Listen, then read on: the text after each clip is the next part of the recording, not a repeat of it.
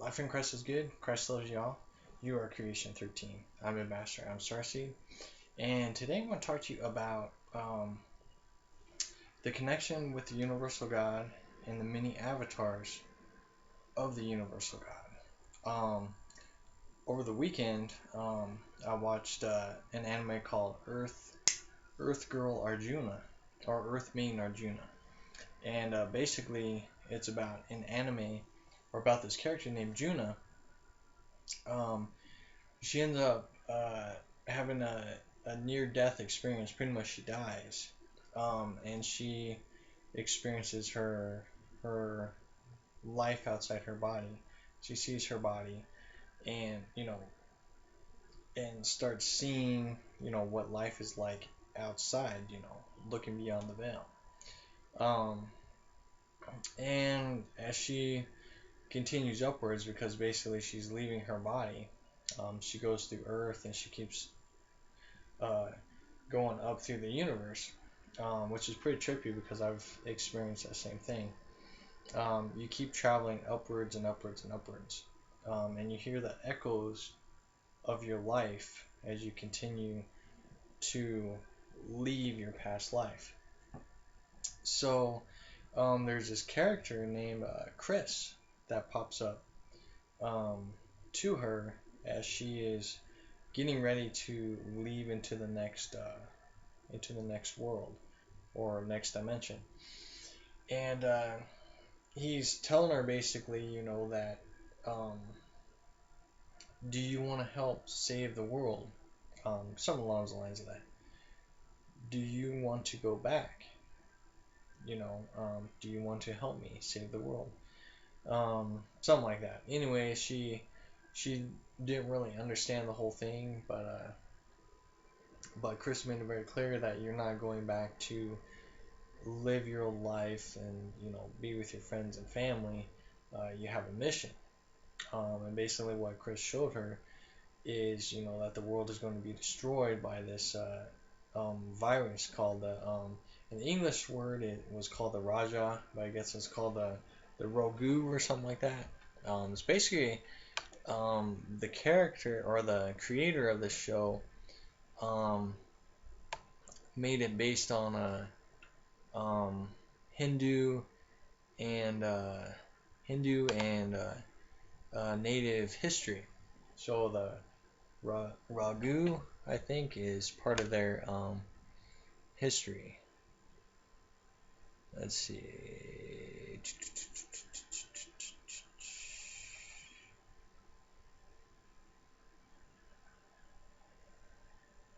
I can't find it now. But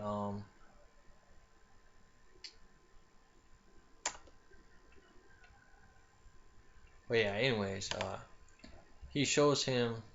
He shows her that it's these characters called the Raja, and they basically start taking over. It's basically in Tokyo, so that the Raja starts taking over the whole world, or starting in Tokyo.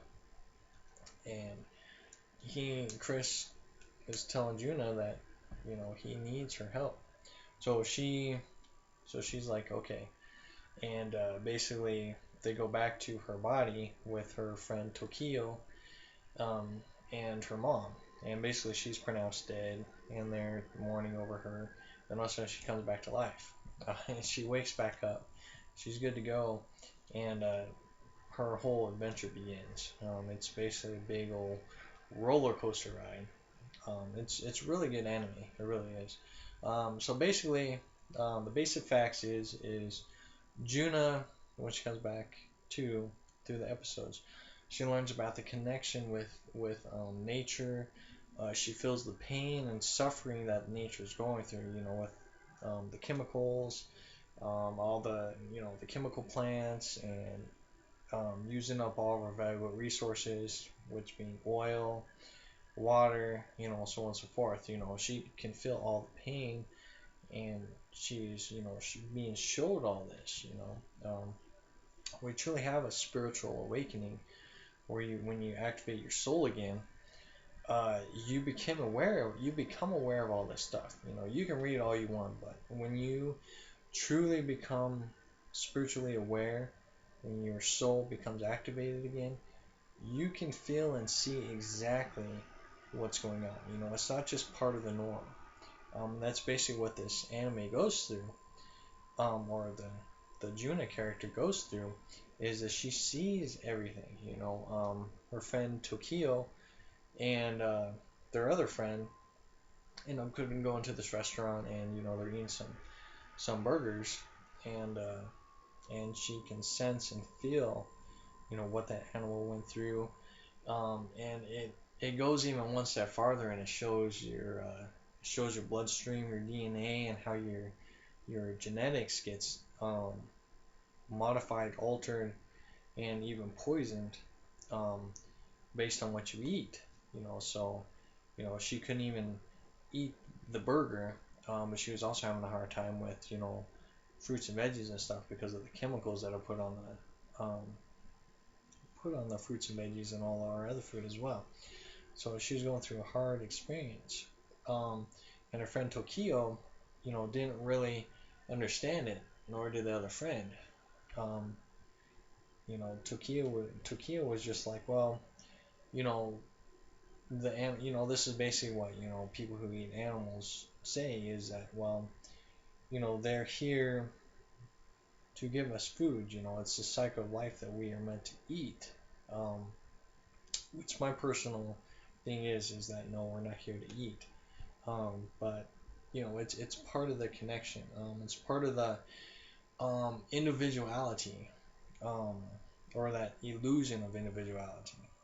Um, so basically, you know, she was learning all the steps through there. She went to this um, elder that was taking care of his own garden and stuff, and everything was all natural. He didn't rototill. He didn't do anything like that. The world was natural. You know, everything was natural there. But some chemical plane went through and sprayed his plants, and she felt, you know, what that was like. And the elder, I know I'm kind of bouncing back and forth, but it'll make sense. But the elder was explaining to Juna that that the insects are not there to destroy your crops. The insects are there to take care of your crops. So basically, if the insects are eating off your lettuce or your leaves or whatever, they're eating off the dark spots, which basically is mold. You know, when you get dark spots on your leaves, it's because it's creating mold. And what happens when mold spreads, it goes to the whole thing. So insects are there to eat off the mold. So that's why you see holes, is because it was beginning to mold in that spot. It was very interesting, and I learned a lot from it. It's been a while since I watched it. I think the last time I watched it was like in 2005, maybe something like that. So it's been a long time. So when I was watching it again, it was a sign of fresh air, because I was just like, wow, this whole anime talks about everything that I've been talking about and experiencing. So you know, it lets you look at a new thing of, you know, looking at insects and going, oh hey, you know, there is a point that they're there. They're not just there. They're there to help you. You know, you work with them, just like with bees. You know, the bees will not harm you unless if you attack them. But they have one job, and that is to pollinate the um, pollinate and fertilize the flowers, so then we can have our fruits and veggies and flowers and things like that. You know, everything works connected together, and everything is connected together. This is where the connection that we're all one comes into play. Um, and I struggle with this. I do, just for the simple fact, you know, that you know, you don't want to um, face the facts. You know that, you know, I you know I don't want to be connected to, you know, a murderer, or I don't want to be connected to you know, someone who is polluting the world. You know, I don't want to have any connection with that. But the reality is that you are connected, because if you view the individuality as part of an expression or part of a mind bandwidth or a thought, then yes, you are connected to it because thoughts pop up. Thoughts can pop up randomly. That's part of the connection. That's part of the physical experience is that everything internal you experience externally. You experience out into the physical world. So all thoughts are manifested out there. So yeah, you are going to see murder. You are going to see, uh, you know, chemical plants and seeing the world being destroyed by a chemical thing because it's part of a thought process. It's part of a program. Um, and it's part of being connected to that program, and you're trying to find a way out of that program or change that program. That's basically the whole point, and this is where this video is going to lead into. So Juna was learning more and more about nature and everything like that, and she was beginning to see the bigger picture of what these rajas are. And the story continues on, and Tokio's, Juna's best friend, um, her dad, or his dad, Tokio's dad, was running this plant, and they were using genetically modified stuff, and they were using some kind of cancer thing, um, and basically they created a bacteria that what was it, like, eats away the bad in your body or something like that, and produces some kind of a more balanced nutrition or something like that, to put in food or something. I don't know. Genetically modified stuff. Well, anyways, it ends up blowing up, and because it blew up, all that bacteria ended up going into the water. And of course, when bacteria goes into the water, it feeds off the water. And basically, this bacteria was feeding off of uh, plastic. I think it was biodegradable stuff. I think that's what it was. It was eating fabric and plastic, metal, things like that. I think it was biodegradable, something like that. They were eating off all that. All the food was poisoned, and the water was all poisoned and stuff like that. So if you ate or drink, you would get that bacteria, and you would get sick and die. So they went through a whole epidemic. Tokyo did, and Chris. I know I kind of forgot about Chris, but Chris is a huge part in this whole thing. And Chris is constantly saying, um, trying to stop Juno because Juno was getting quite frustrated and angry with these Rajas, so she was fighting against them, and she was trying to destroy them and kill them, stuff like that. And Chris was saying, no, you don't want to destroy the Raja, and she didn't make any sense, or she couldn't comprehend what he was talking about. Why wouldn't you not want to destroy something that is destroying humanity? And he kept saying, no, you need to think of another way to get rid of them. And she just could not get the grasp of, if and that's something that you need to think about for yourself is, can you change the world without destroying the world? And a lot of people are so focused on the end of the world and that the world needs to end or something to create that change. But people fail to look at that you can change the world without destruction. You have to use your resources, your thought process, things like that to change the world. That's what we're working on now. That's what you're seeing unfold, is learning new ways to create. You still have to act. You still have to create a cause and effect in action to create that change, but we're looking past destruction because we have experienced destruction over and over and over and over and over again, and we're learning how to change it. We're learning to become more connected together, and that's basically what Chris's role through that is, trying to tell her there's a different way. There's a different way. And Tokyo was also part of that connection, and I'm getting to that in just a second. So um, Tokyo was getting destroyed by the Raja.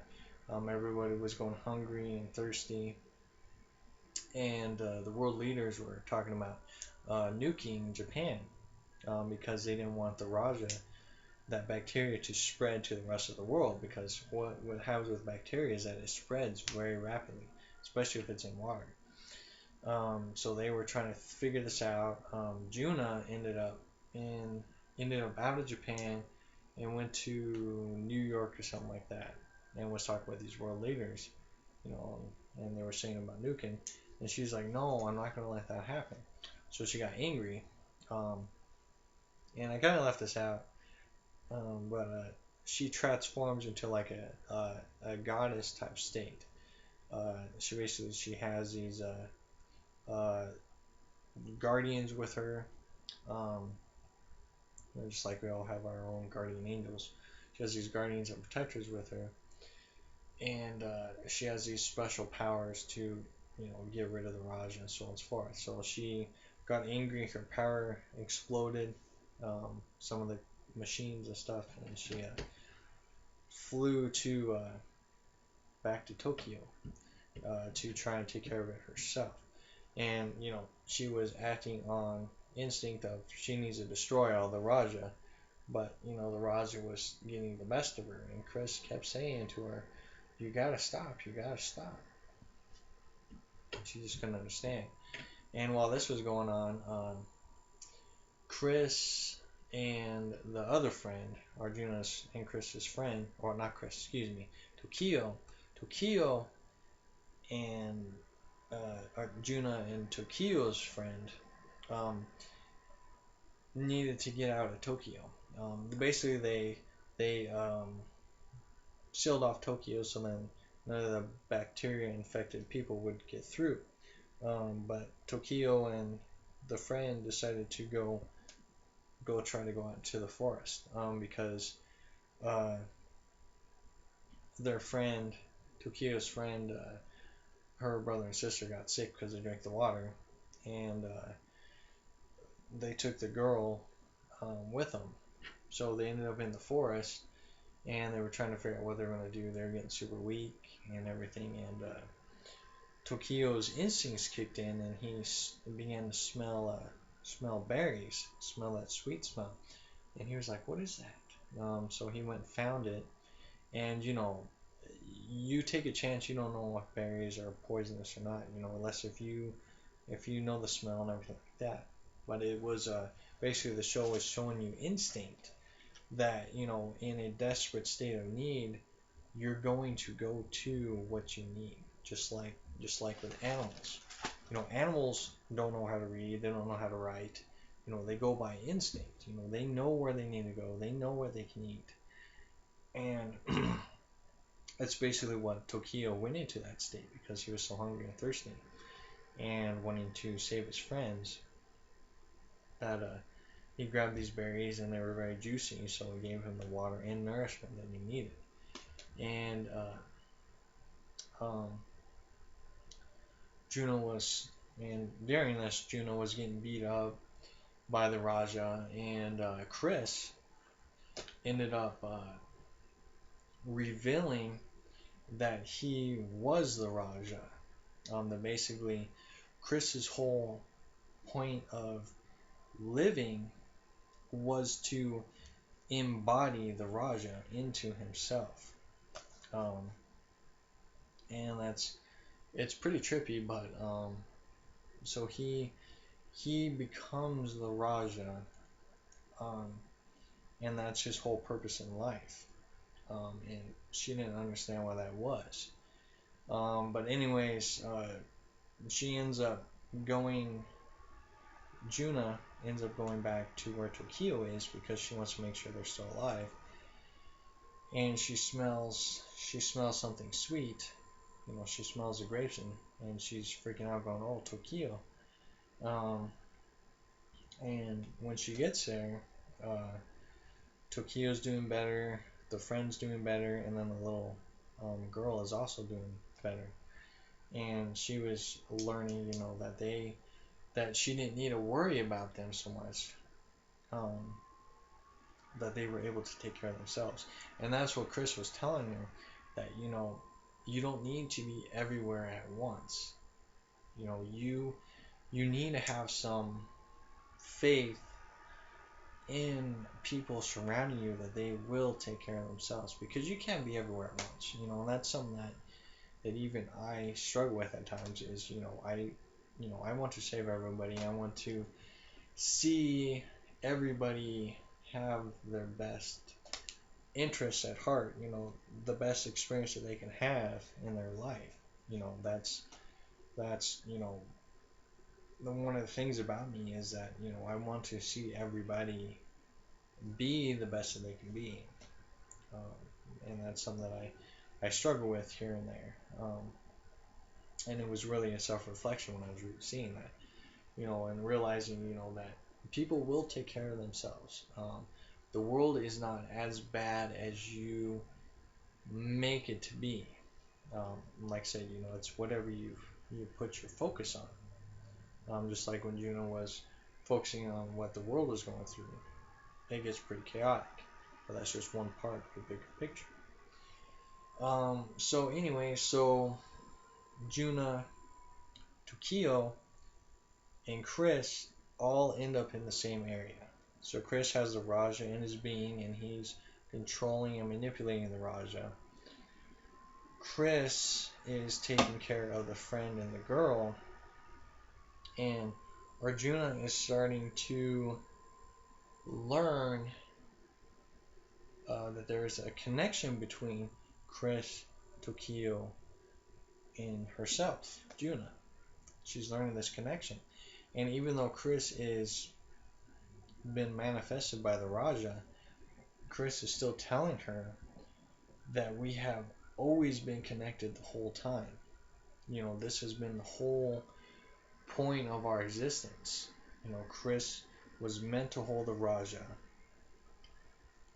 Juna, and she even became aware of it, that she knew that she was going to be somebody important, and that she was going to help the world in some way.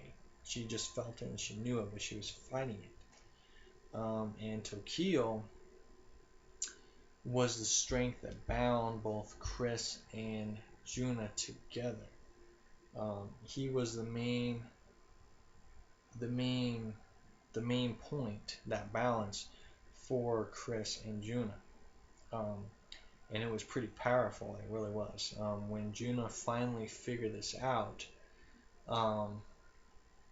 Chris ended up allowing the Raja to fully take over. He ended up becoming this huge structure. And Juna knew that she, like I said, she wasn't supposed to destroy it. She needed to become one with the Raja as well. And Tokyo was freaking out, going, "No, you can't become one with the Raja," because it destroyed Chris's body pretty much, and now she's gonna go do it. And it was interesting because it kind of reminded me of the Leviathan story, and how the Leviathan is trapped or engulfed within certain people. But anyways, I'm getting off track. So Juna finally, realized that, it wasn't about destroying the Raja. It was about becoming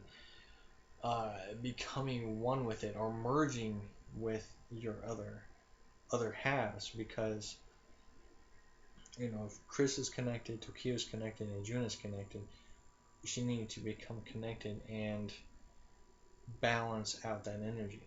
So she went into the Raja, and she became the Raja.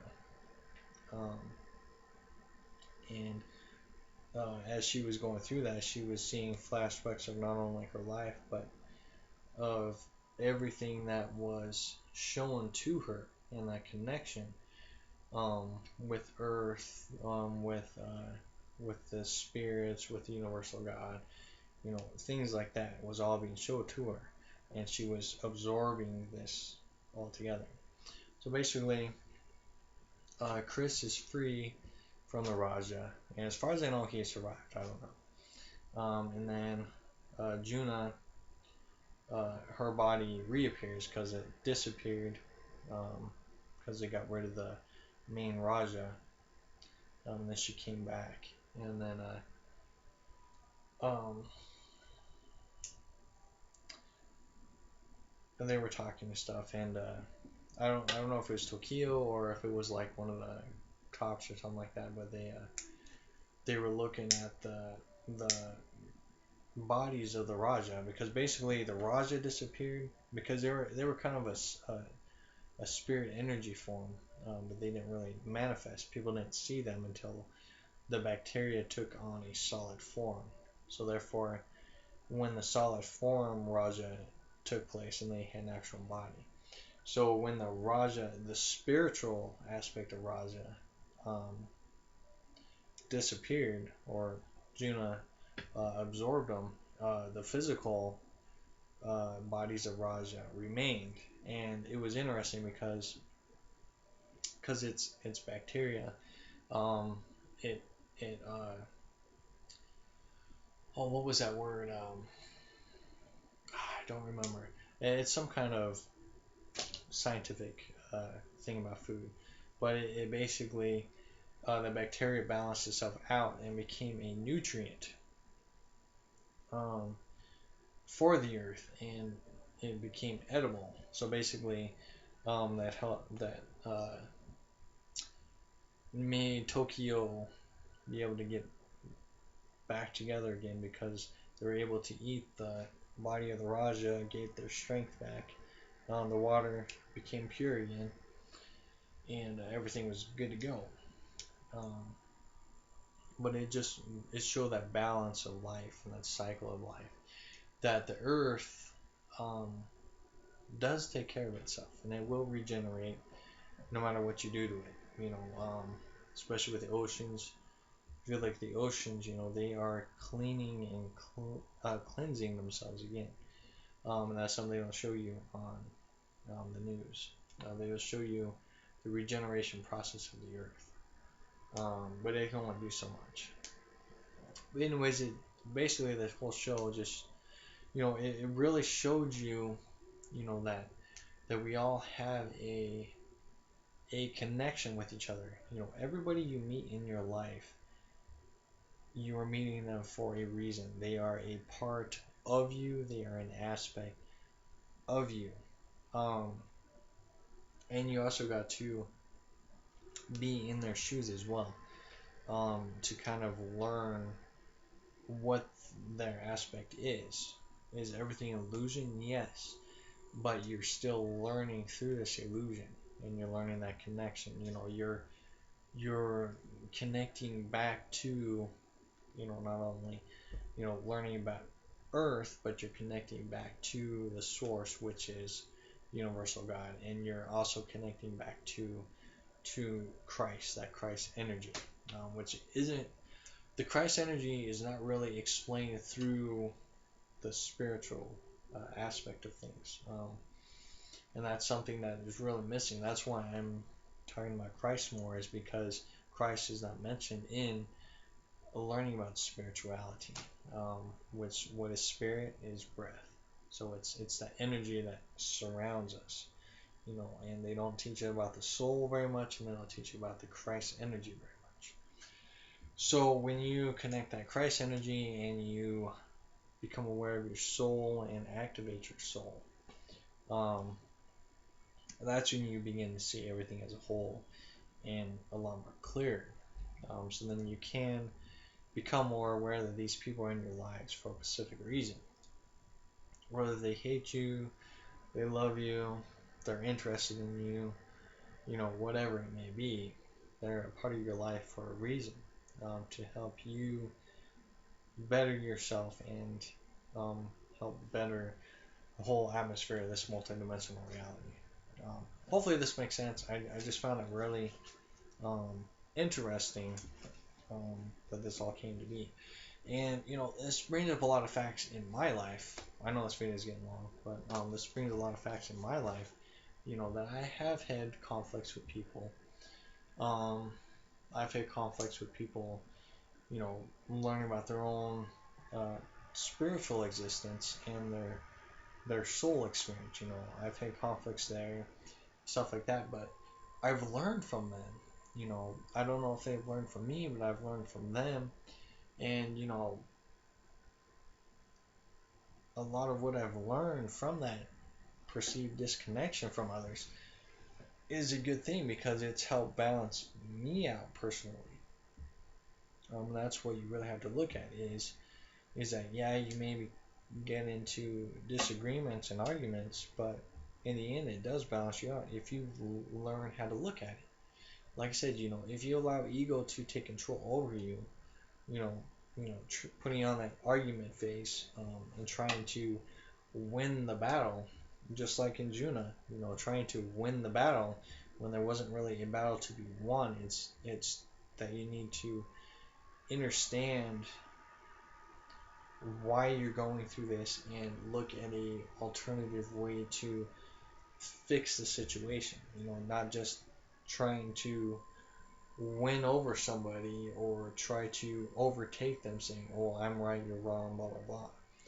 That doesn't solve anything. You have to learn on how to balance that situation and that state. And that's something that is hard for humanity to comprehend. And everybody knows instinctively. Everybody knows that that's what they need to do. They just choose not to do it. Just like eating healthy, taking better care of your body. They know they need to do that, but they refuse to do it because that is a choice. They choose to take that path. So yeah, it was very interesting, and because of that anime, it inspired this video to me. So I think we want to end it on that. So yeah, just be aware that you are connected to everything. You're not everyone, but you are connected in some way. And people in your life, in your physical life, or even people that you meet online through YouTube or Facebook or whatever, they have a unique uh, point of being in your life. They're there for a specific reason, whether it's for a little part or for a much bigger role. They're there for a reason to help balance you out, and to let you look at things differently.